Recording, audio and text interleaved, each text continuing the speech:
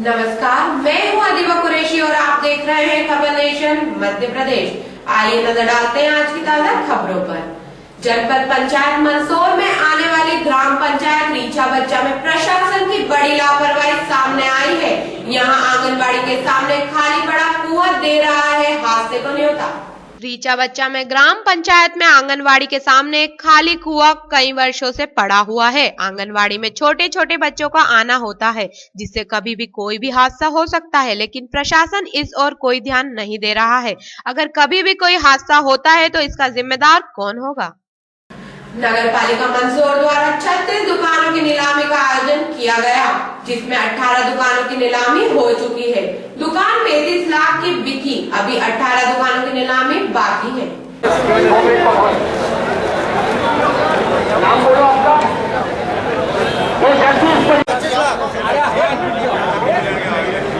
प्रकाश सोलंकी के 23 लाख रुपए, 25 लाख, नहीं 25 लाख रुपए जी। हाँ आगे 25 लाख रुपए। नाम बोलो आपका। आलोट वाले के 26 लाख रुपए।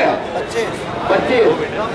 इंदौर नगर निगम चुनाव के नोटिफिकेशन रद्द करने के मामले में उच्चतम न्यायालय राज्य सरकार को स्थगन आदेश प्राप्त हो गए हैं। हाईकोर्ट से 85 वार्डों की परिसीमन रद्द होने के बाद राज्य सरकार ने सुप्रीम कोर्ट की शरण ली थी, जहां सरकार को सुप्रीम कोर्ट ने राहत देते हुए याचिका पर स्थगन आदेश दे दिया। इस आदेश के बाद याचिकाकर्ता अनिल त्रिवेदी ने सुप्रीम कोर्ट के समक्ष अपना पक्ष रखने की बात कही है। त्रिवेदी ने कहा है कि कोर्ट के आदेश की प्रति प्राप्त होने के बाद उसका अध्ययन किया जाएगा कि शासन को किन शर्तों पर स्थगन आदेश प्राप्त हुआ है। इस आधार पर ही उच्चतम न्यायालय के समक्ष जिला निर्वाचन द्वारा किए गए परिसीमन की त्रुटियों को रखा जाएगा।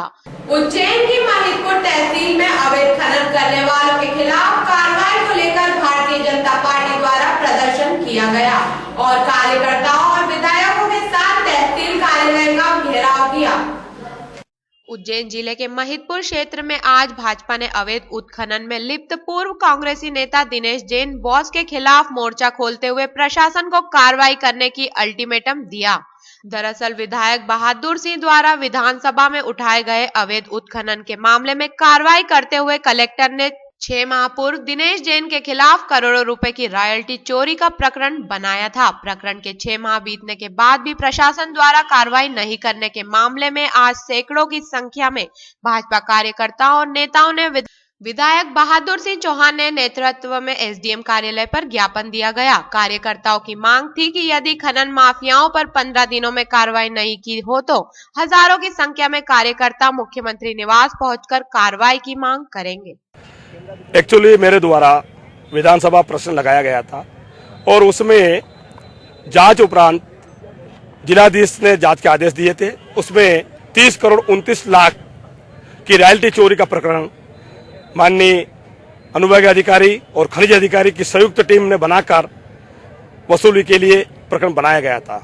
यह प्रकरण जो है 29/5 को बनाया गया था और जो है 20 तारीख को 20/6 को यह कहा गया कि दिनेश पिता मांगीलाल जैन 30 करोड़ 29 लाख रुपए भरे जावे। आज दिनांक तक इस केस का जो निराकरण करना था माननीय अनुविभागीय अधिकारी राजस्व द्वारा मैथुर द्वारा, आज इस केस को 6 माह हो गए, आज तक इसका निराकरण नहीं किया। साथ में 70,000 घन मीटर की जो है रॉयल्टी की चोरी करके मध्य प्रदेश की रेलवे को जो है सप्लाई की गई, जिसका भी डॉक्यूमेंट्स हमारे द्वारा दिया गया है। पूरा प्रकरण कुल मिलाकर 30 करोड़ 29 लाख का खनिज चोरी का है। सभी स्कूलों में गरीब बच्चों को आरटीई के तहत प्रवेश देना ही होगा। इस नियम पर शासन के साथ अब हाईकोर्ट की भी मोहर लग चुकी है। शुक्रवार को इंदौर हाईकोर्ट के कुछ निजी स्कूलों में इस याचिका को खारिज कर दिया है, जिसमें उन्होंने आरटीई को चुनौती दी थी। इंदौर हाई कोर्ट में emerald Heights school, Delhi college, Delhi public school सहित कुछ अन्य ने एक याचिका दायर कर शिक्षा का अधिकार कानून के नियम को चुनौती दी थी। याचिका में निजी स्कूलों द्वारा बताया गया था कि सीबीएसई स्कूलों पर शासन का यह नियम लागू नहीं होता है।